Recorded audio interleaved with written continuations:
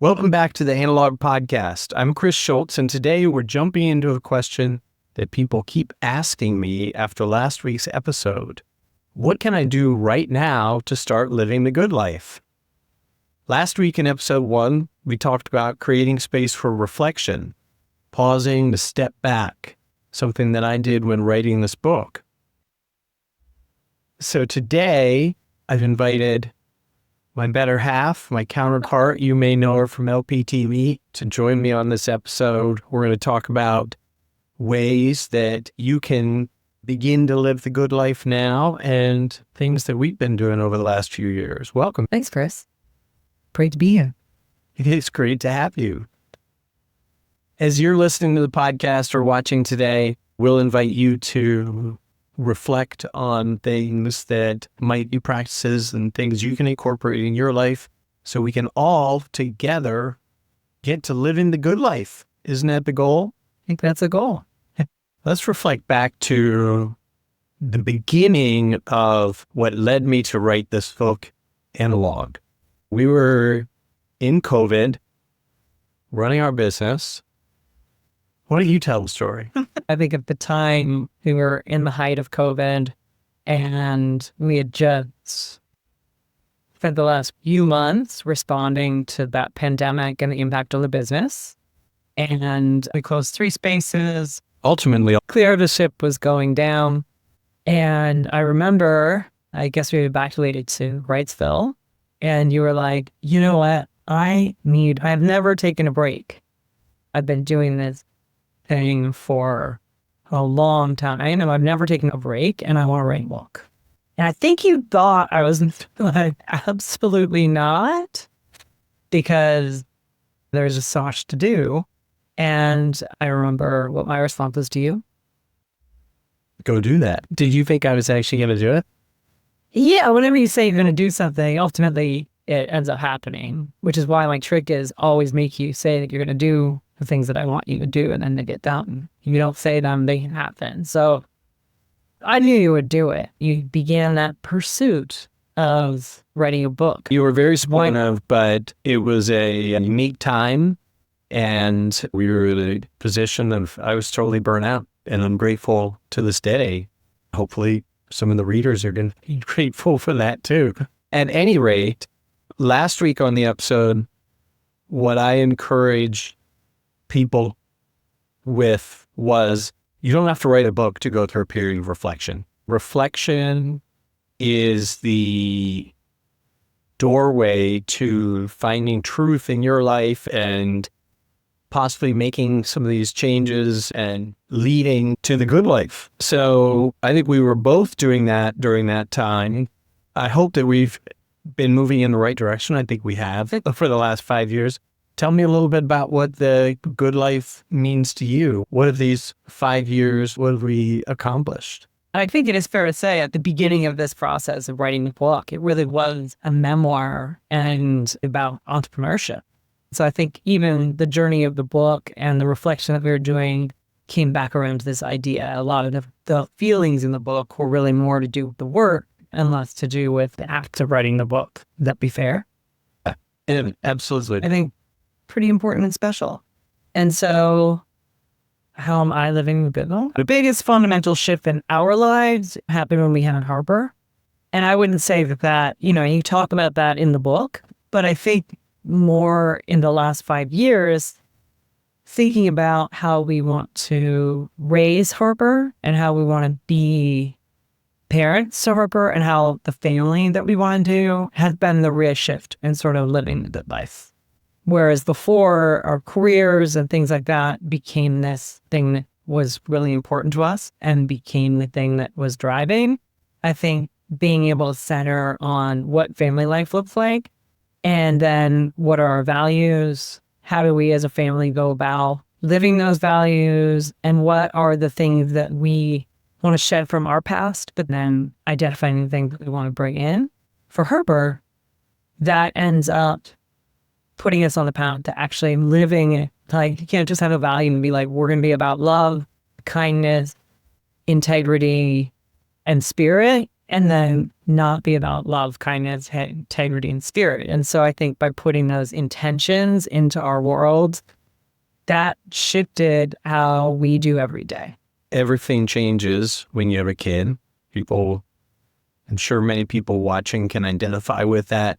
I recall and reflect on us doing is, one, we were having fun during COVID. We were fortunate to have Harper at an age where she wasn't in school yet. And there was this freedom that we felt because everything could be done remotely and our business was shutting down. That's true. But we did this thing called the Summer of Fun, where we had an extended summer and living out these adventures that in day-to-day life or in just regular routine life, you kind of need to take the impetus to do that. But having that adventure with your family, I think, is something that was a shift that we've kept that is a real theme in the book when it comes to resilience. And I would say it's something that you brought to our family with your experience going through Katrina. And when we went through COVID, we went through the demise of the business, we went through the Wallbridge fire where we were evacuated for 3 months from our house. And, that was a really trying time for our family. And yes, it's wonderful to look back. And we certainly had a privileged experience during COVID, but it was still a scary, scary time for us. We still were figuring that all out. But that resiliency came through. And it was that moment in Wrightsville where you were like, endless summer, and we've got 3 months. Let's think about what we want to do. Our primary source of income was at risk, or one of them anyway. We were not feeling that flush at all. And we were looking at, like, what does the next little phase look like? And we were like, we're good. And it was a really clarifying moment to say, our house survived, our family is here, and all the other stuff is just the stuff of life that we deal with, right? And because we were able to clarify that and then look forward and be like, okay, let's make the most of it. And that was the gift that you gave, which was during Katrina, like, you did the same thing. You and your wife escaped to Wrightsville. You took a break. You stepped out of the crisis and you really shored up those resources.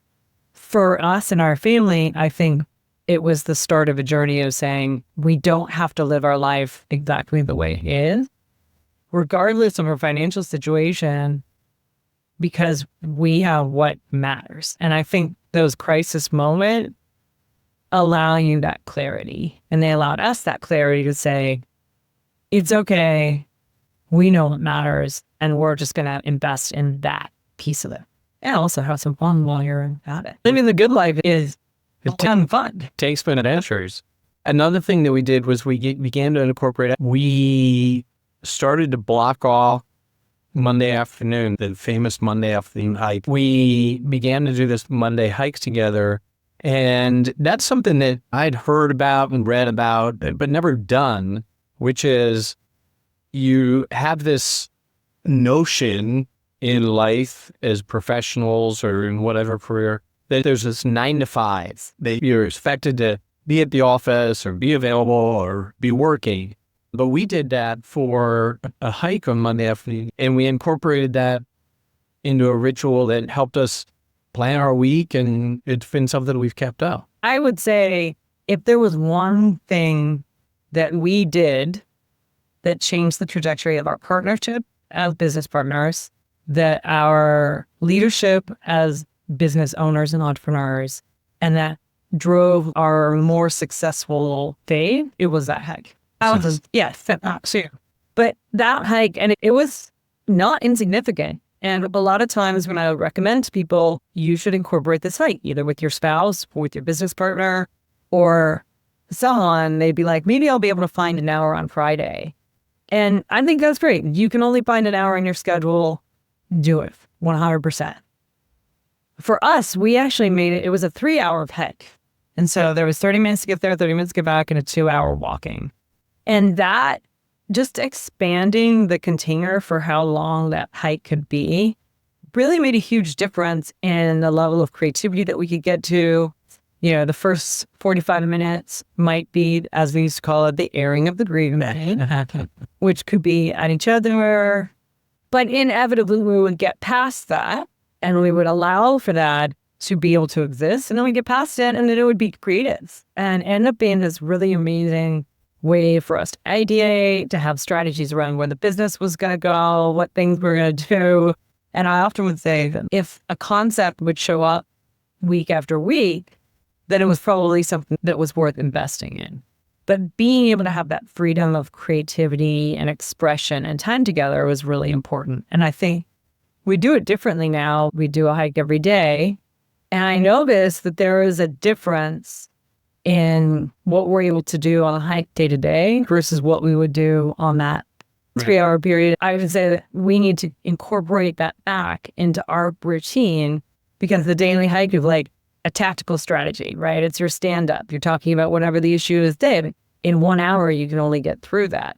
But I definitely think we expanded that window and having a longer term piece, it changed us, it changed our business, and it changed our relationship. And so I would say a lot of people put up, I don't know if I have that hour, maybe I'll do it every week. I would argue it's critical. Like you have that hour, you have 2 hours, you can figure it out because it will make a huge difference. And it kept showing up in the book because it was like this super simple thing that was absolutely easy to point to and say, that was it.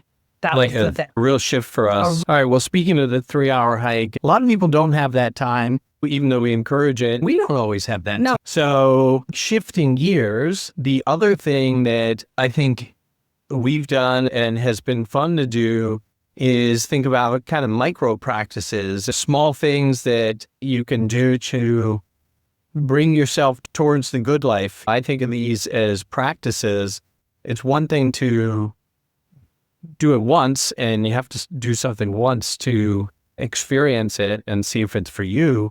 The benefit is usually derived from it becoming a practice, working out or reading or different small things like that. But what's your go-to nugget that you wouldn't give up, that you love doing and has been something that's led us towards the good life?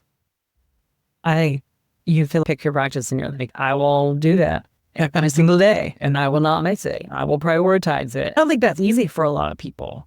It's really hard for me to build that consistency into the practice. But I think something that we incorporated early in this process when we were down in Santos is really important. And it may not be something that we can do every day, but I think it's something that we built some discipline around, which is saying goodbye to the sun.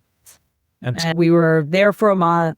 Chris was living his best life, running, walking, surfing, writing his book, really just enjoying it. And I was cooking, cleaning, running the business, and taking care of our 2.5-year-old daughter. It was an incredible time for both of us. And sabbatical life. I definitely recommend going on sabbatical with your spouse. It was a good lesson. And there were lots of really tough moments in that trip that were also good breakthrough moments for us. Not everything that we do has to be always fun, and that's okay.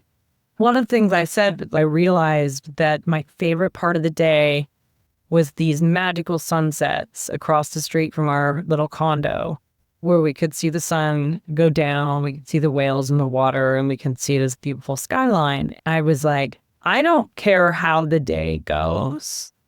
I need the sunset to be a priority. So if our 2-year-old doesn't want to go to the beach, I'm not the one who's going to drag her to the beach. You are. I need you to make this the thing for me. If you want to take a ritual, you need to ask your partner, like, this is important to me. I can't just add this into my life. I need you to make this a priority for you, that I get this ritual. And you've done that with your breath work. And we did this with the sunset ceremony. So basically what would happen is every day we would go down for sunset, sometimes with a crying kid that didn't want to go. And sometimes it would just be this magical moment. And for us, we would, as the sun goes down, send the thing that we wanted to release for the day. And often the thing is like maybe a fight, maybe frustration or maybe something bad that happened, and we allow it to be burned up by the sun as it reaches the water. And it's this really magical thing that you get to do. And it became this practice that we do all the time, or at least when we get to see the sunset. And it changes then. It allows us to like release. And I think that has been a very powerful thing that we've done. And it's one that we, when we have friends over, when we're having a party, like we stop everything and we go up to the deck and say goodbye to the sun. And so those little rituals, I think, matter. This is my favorite part of the day, so let's make this important. It's important to me, so let's make it important as a family. And I was able to hear that. Thank God. And we did it, and I understood it, but that's a great thing to tap into, something that, like, it might be drinking coffee in the morning. It might be having a meal together as a family at dinner time. Whatever. Tap into that. I do think it is really important if you do have a practice that you want to do, whatever that practice is. I think if you have a partner, being really clear and bringing them on board to saying, I want to do this, but I need you to help me. I need this to be a priority as well for you. And I think I've seen that with your breath work, where you've got a standing meeting at 10 o'clock and like, come kind of hell or high water, you're going to make that commitment. And sometimes I have to be like, okay, no, I need you to go to the doctor with me and Harper. Sometimes family stuff does prompt those things, but for the most part, I'm able to understand it, respect it, and then also incorporate carving that out. And I think it's interesting we're talking about routines, and one of the things that was an awareness that I think maybe this is just getting older was a lot of these things that we're talking about here, when we think about the good life, it is your day-to-day life. I think that's one of the messages of the book. Oh, I'm going to have fun when I go on vacation. Like, it works a grind, everything's a grind. But when I go on vacation, I just relax or just party or whatever it is. That's a little bit of the same sentiment of the message from my dad's death of waiting for retirement, which is what a lot of us are trained to do. You're putting it off and putting it off and putting it off. I think you're touching on something that's critical here. Good life is not about just chilling. An important lesson in our lives was hearing the message when we were down in Todos Santos. You can't just drink all day. You have to do something with your life. These are practices and rituals, sunset ceremony, things that we incorporate into our day-to-day life. Because the intention is in the day-to-day life, you're living the good life. Doesn't mean chop wood, carry water. Like, there's things you have to do in life. you have to actually work. You have to have a job, but there's ways to make life enjoyable and great. I think that there is something about choosing what you're working on as being essential to living a good life as well. You make choices and changes. You and I our theme was work-life integration. The idea of work-life balance being like, I go in and out of work and life is nice. And that might make sense if you've got an office job and you want to shut down and shut it off and have a different life. For us as entrepreneurs, it all blends together because you don't have like a timeline. You don't have a 9 to 5, but you also don't get to fully shut off.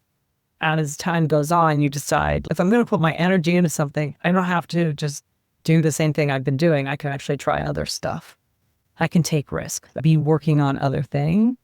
I feel like this book and some of the work that we're doing right now is about finding and discovering those other things that add a layer of richness to our life that maybe we wanted to have in it. Richness as opposed to... Right. I'd like to bring up something else that's being brought up with me. I'm trying to reflect back on this podcast, things that people are asking me about. One of the things is there is a movement and interest, and, I did it on purpose. The name analog for the book is a counterbalance to what our lives are right now, which is a very digital existence. And, especially you think about Harper's existence, she's on that phone an awful lot. I think I would love to instill a joy of analog in her as she grows up. I think that's important to me. Why do you think people are exchanging analog for digital? What is it about digital being on our screens? Because it's endless. The internet's endless. There's so much to engage, the wealth of knowledge at our fingertips. Well, why do we lose connection digitally, and how does analog reconnect us? I mean, I think we lose connection because it's flat, right? I've been reflecting on AI. I know that's not just digital experiences, but I reflect on AI and using it as a tool. And the thing that I notice with it is I can feel a lack of energy in words. Whereas when someone sits down and actually crafts a message, it feels round. It feels like there's a personality to it that good or bad, but the humanity in there. Do you know what I mean? That actually makes me optimistic about AI, because I think that we have a very sharp skill as humans, raising the bar of things that are manipulated. Not everybody. People fall for deep fakes and that kind of stuff. As good as AI is getting and is going to get, I think that the human experience will be above it in our ability to see things. But yeah, I mean, it's all over our world right now. A digital experience is a lighter version of that. So I think of the digital world as a great place for you to keep up with people and to maintain connections you've had in advance. And I think that there's nothing that can replace that in real life 3D experience, all of the senses in it. So if you think about analog, while it might be like a wave, it really is a representation of all the senses, right? So it's a fully rounded in real life experience where there's touch and hearing and sound and smell and all pieces. And I think that's what the connection of analog really looks like. And so I think about when people arrive here on Mill Creek, they usually are like arriving from, maybe they've been driving up from the city, they got stuck in traffic, and you can see them arrive, whether it was renters or friends, and there's like this frazzled nature to their press. And then they walk in and they are surrounded by this incredible redwood trees and nature and the flowing water. And all of a sudden you see them just release and have that breathe out and relax. And it's like this physical change that happens because they're now in a space that feels more calming and centered and sacred, or whatever you want to describe it. And I feel like that's the best expression of what falling into from a digital experience into an analog experience. You can't do that in virtual reality. It's not the same. You know, we live in this is where we're bringing up generations of kids who are digital first. And so we have to teach them how to live that analog life. An invitation to you to do any of these things. I'm sure you already are incorporating them in your life, whether it's go for a walk, go for a hike, go for a bike ride, listen to a record, read a book in physical form, find an intentional practice, go to coffee with a friend. That could be an intentional versus catching up over social media. I think that analog experiences are joyful experiences. That kind of sums it up. One of the things that has been kind of the North Star for us in finding the good life, it's a journey, not a destination. You're working your way towards it always. A marker along the way, the signpost that you're seeing in the distance is joy, is happiness, things that are joyful, things that make you feel good, things that are fun. All of those things are good things to identify and do more of. And obviously, not everything you do can be fun. Not everything you do can be joyful. But you taught us this lesson about when we came together in our relationship, optimizing for happiness, versus optimizing for other things that you can optimize for in a family and a relationship. And that can lead you to the good life. Talk a little bit about that. I think it came out of my divorce. And what I realized was all the work that I was doing was fixing the things that were broke. So it's me. I'm the problem. What are all the things in this relationship that need to be fixed? And it really came at this idea that when things are wrong, how are we actually responding to them? And I was like, well, if all we do is spend our time optimizing for the things that are wrong in a relationship or in a life or in an organization, then when stuff's bad, it's going to be bad. And when stuff's good, it's never good because we've never actually done things that are like the really fun part. And so when we got together, we talked a lot about that. And I think one of the things that I always said was the bad times are going to be bad. And if you are optimizing for the good things and prioritizing all the good stuff, maybe you won't forget that stuff when you come in to have challenges. The stuff ends up being about like, what do I love about this person? What was fulfilling? What was enjoyable? What was interesting? What was exciting? What was smart? What do I respect? And just like changing the words and the way that we're thinking about an area so that we're coming from this place of positivity. And it's not Pollyanna positivity, right? But our relationship is about focusing on the good parts, then it's going to help us both. Like, how do I actually look to the best parts of him and keep reinforcing that? Hopefully it helps. I mean, I think it helps you when you get annoyed with me. Yeah, it absolutely does. And I'm very deeply grateful because this was your idea. We incorporated it into our marriage and our life. And I wrote about it in the book. So I kind of think for it. Do you think I explained it? Yes, you did. Yeah, that was great. Okay. So this is an invitation. We've reached that point in the podcast. If you want to pause for a minute and think about something that brings you joy, maybe it's watching this podcast, probably not, but think about something that truly brings you joy and how can you incorporate this week, next week? How can you make a practice out of it? How can you make it a priority and part of your routine? And I wish you the best in finding that, and encourage you on that journey towards the good life.